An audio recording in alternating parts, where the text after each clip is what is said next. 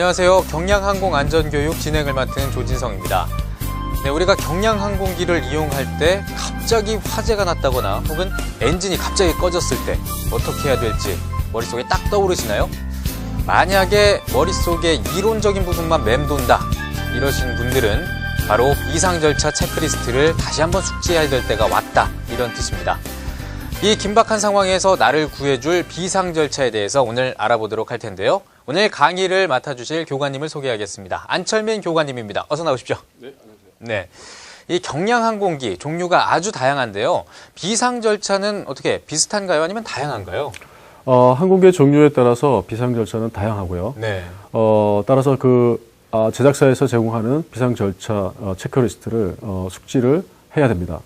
물론 근원적인 부분, 뿌리적인 부분에서의 비상이 발생되는 원인이랄지 처치는 비슷합니다만은 그 제작사에서 특별히 요구하는 수준들이 다르기 때문에 제작사의 매뉴얼을 확인하셔야 됩니다. 네, 그렇군요. 참 상상하기 싫지만 항상 대비해야 하는 이 비상 상황. 비상 상황은 주로 어떤 때 일어나나요?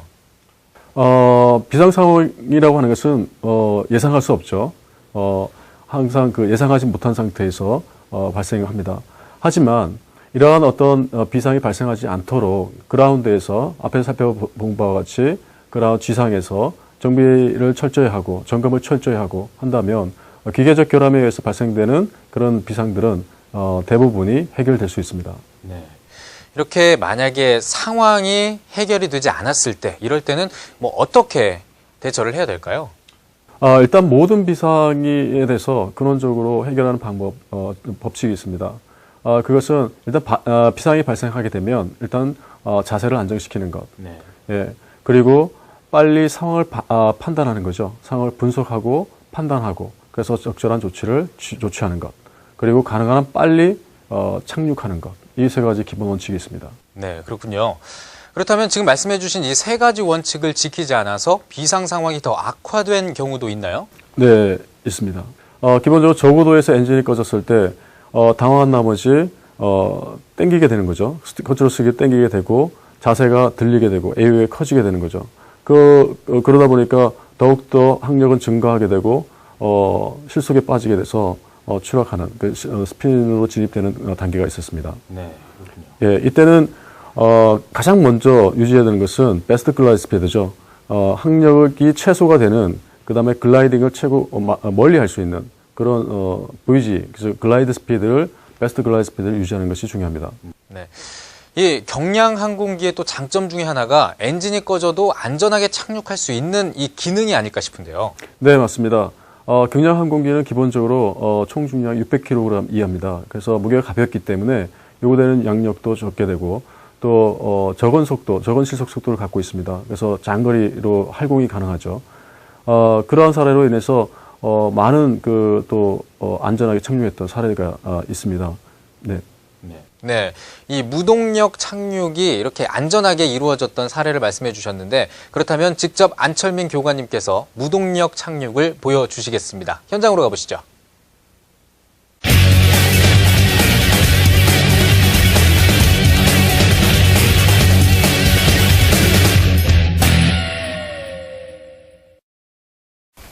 자, 이번에는 엔진이 꺼졌을 때 착륙을 어떻게 할 것인가에 대해서 한번 알아보겠습니다.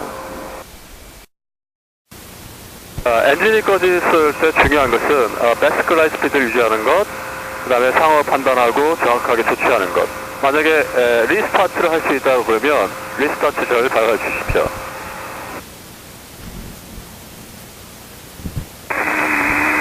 비상절차에 관계된 부분들은 각각의 항공기의 매뉴얼에 비상절차 매뉴얼을 숙지하시고요. 자, 장주 패턴을 유지하는 것도 장주 폭을 유지하는 것과 파이널에서 목축을 유지하는 것은 항상 엔진이 꺼져서 내가 안전하게 착륙할 수 있는, 엔진이 꺼져도 안전하게 착륙할 수 있는 그러한 폭과 목축을 유지해야 됩니다. 자, 타워 테르마 찰리 060, all left down in, full stop, short approach. 자, 엔진이 꺼졌고요.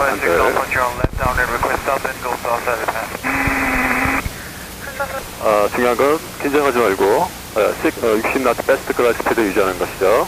자세 안정시키고. 자, 목표 판단에서 베이스턴 시기를 조절해야 됩니다. 자, 착륙하고자 하는 지점을 확인하고요. 자, 목축이 약간 높습니다. 그죠? 플랩을 1단계 내립니다.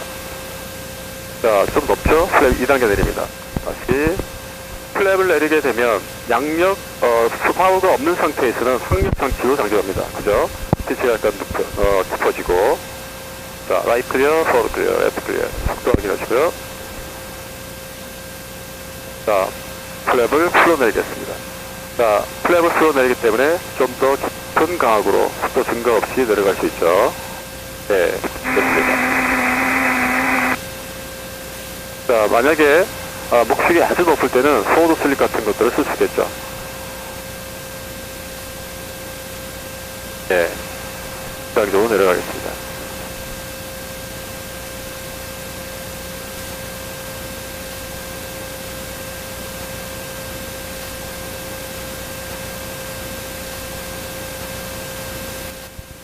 네, 방금 완료했습니다.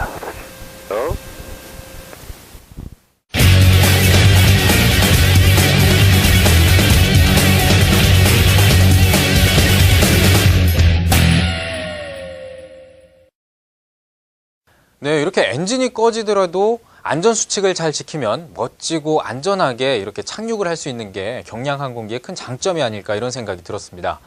네, 그렇다면 조종 타면에 의한 고장이 일어났을 때 이때는 어떻게 해야 되나요? 예, 조종 타면이 고장이 생겼을 때는 일단 에일로런이 고장이 났다. 그럴 때는 러더를 사용해서 컨트롤할 수 있고요. 네. 엘리베이터가 고장 났다. 그럴 때는 파워를 사용하거나 또는 트림이 있습니다. 엘리베이터 트림이 있겠죠. 트림을 사용해서 컨트롤이 가능합니다. 네, 이 비상 상황 중에 제 개인적으로 생각했을 때 가장 위험하다라고 느끼는 게 바로 화재인데 비행기에 불이 붙었다. 이럴 때는 어떻게 해야 되나요? 예, 비행기에 화재가 발생하는 경우는 두 가지 정도가 있겠습니다. 첫 번째는 연료 누설에서 생기는 것, 두 번째는 전기적 결선에 의해서 생기는 화재가 있겠죠. 이에 따라서 그것이 어떤 화재인지를 판단하고 연료에서 발생이 됐을 때는 연료를 차단시켜야 된다, 빨리. 그리고 남아있는 연료를 빨리 써야겠죠. 그래서 풀해서 연료를 써야 되고요. 전기적 화재가 있을 경우에는 전기적으로 연결되어 있는 메스터, 배터리 이런 것들을 다 꺼야겠죠. 예, 그리고 나서 체크리스트에 있는 대로 조치를 하면 되겠습니다. 중요한 것은 이 불이 난 상태에서 조치를 해서 불을 끈다 할지라도 또 남아있는 불이 있을 수도 있고 그 불이 이제 객실 내 또는 조종실 내에서 또 번져 있을 경우에는 소화기를 사용해야 되죠. 네. 그래서 반드시 비행기 내에 소화기를 설치하는 것, 이것이 대단히 중요합니다. 그렇군요. 이 비상 상황은 누구에게나 벌어질 수 있는 상황인데 하지만 이 비상 상황을 미리 경험해 보기는 힘든 거 아닌가요? 네, 맞습니다. 자, 하지만 이런 비상 상황을 가상 상황을 통해서 적절하게 착륙하는, 그다음에 조치하는 연습들을 해야 됩니다. 그것이 네. 교육 훈련이 철저히 돼야 되고요. 평소에 교육 훈련이 되면 그런 상황이 발생했을 때 침착하게 대처할 수 있습니다. 그렇군요. 네. 네, 이런 비상 상황이 생겼을 때 무엇보다도 빨리 다른 사람들에게 알려야 될 텐데 이렇게 알릴 수 있는 방법, 어떤 방법이 있을까요? 네, 주변에 있는 지금 컨택하고 있는 관제 기구랄지, 주변에 있는 항공기들에게 이제 알려야겠죠. 기본적으로는 비상이 발생했을 때는 라디오 콜을 메이데이, 메이데이, 메이데이 이게 3번을 얘기합니다. 네. 그리고 자기 현재 위치를 얘기하고 지금 현재 어떤 상황인가를 구체적으로 전파를 하게 되죠. 네. 그리고 기본적으로 이제 트랜스판더죠. 거기에도 세트를 7700를 세트합니다. 이 7700 세트를 하게 되면 관제 기구에 굉장히 밝게 빛나면서 반짝반짝거리면서 경고를 하게 되죠. 그 관제사가 이 항공기는 지금 비상 상태에 있구나 하는 것을 알게 됩니다. 네, 그렇군요. 그렇다면 만약에 이 통신기구가 완전히 그냥 목통이 돼서 뭐 라디오도 안 되고 뭐 어떤 뭐 교신 자체가 안 된다. 이럴 경우에는 어떻게 대처해야 되나요? 예, 통신 자체 라디오가 이제 페일 됐을 때는 트랜스판더를 이용하는 방법이 있습니다. 그러니까 트랜스판더를 7700에 세트를 하죠. 그리고 다음 7600를 번갈아 가면서 세트를 하게 되면 지금 비상 상황이면서 라디오가 안 된다라고 하는 것을 관제 기구에 전달할 수 있겠습니다. 네. 그렇군요. 그렇다면 만약에 조종사와의 연락이 두절됐다 이러면 수색이 진행이 되나요? 네, 맞습니다. 기본적으로 항공기가 도착 예정 시간보다 30분 늦게 도착하거나 연락이 없다. 그러면은 바로 이제 수색 구조의 초기 단계에 진입을 하게 되죠. 그래서 이 항공기가 지금 어디에 어떤 상황인가를 이제 조사를 하게 되고요. 거기서 1시간이 넘어가게 되면 더 이제 심도 있는 수색 구조 작업이 일어나게 됩니다. 네. 그래서 반드시 그 플랜을 내고 비행을 했을 때는 비행 종료 보고를 해야 되는데 30분 안에 관제 기구에 그 내용을 착륙했다는 것을 반드시 보고를 해야 되는 이유가 여기에 있습니다. 네. 항공기 수색 구조 요청이 진행되는 단계 어떻게 진행이 될까요? 예, 세 단계로 나눕니다. 1단계는 이제 불확실한 단계, 두 번은 경보 단계, 전환 단계로 나눕니다. 처음에 이제 연락이 있어야 되는데 연락이 없는 그 시간이 30분이 지나게 되면 불확실한 단계에서 이제 수색 구조 준비를 하게 되죠. 항공기와 조종사의 상황이 상당히 심히 염려되는 단계죠. 그 단계가 경보 단계로 이제 진행이 되고요. 확실하게 전환이 된 상태다. 그래서 구조가 확실히 필요한 상태다 할 때가 이제 전환 단계가 됩니다. 네, 비상 상황이 닥쳤을 때 머릿속이 새하얘지기 쉬운데 이런 분들을 위해서 이것만큼은 기억해야 된다 이렇게 짚어주고 싶은 말씀이 있다면요? 예, 비상은 예견되지 않게 발생이 되죠. 그래서 평소에 비상에 대한 것들을 철저히 연습하고 훈련하는 것 이것이 중요하고요. 평소에 대비해야 된다는 것이 굉장히 중요합니다. 네. 이 비상 절차에 닥쳤을 때 이 위기를 잘 벗어날 수 있도록 하는 것이 충분한 훈련과 연습이라는 거 다시 한번 기억해 주시기 바라고요. 나를 지키는 힘, 바로 비상 절차 체크리스트를 잘 숙지하는 일입니다. 꼭 기억해 주시기 바랍니다. 오늘 준비한 내용은 여기까지입니다. 교관님 고생 많으셨습니다. 네, 수고했습니다.